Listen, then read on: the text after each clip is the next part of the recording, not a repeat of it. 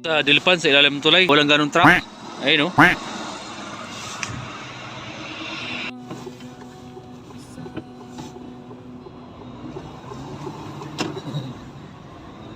Shout out, Dilpan.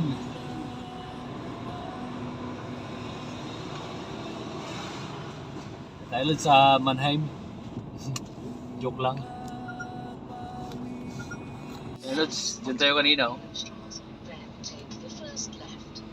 Targo. Ayun, tulay. Tulay ng Dilpan. Ay, mga basura oh. Mga junk.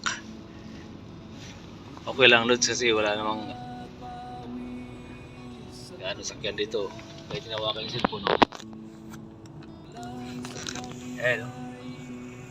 Sadyang ginagawa ng ano yan. Sadyang man-made yan. Man-made yung tubig na yan. Galing dun sa dagat. Pinasok lang dito, inukay yan dyan. Yung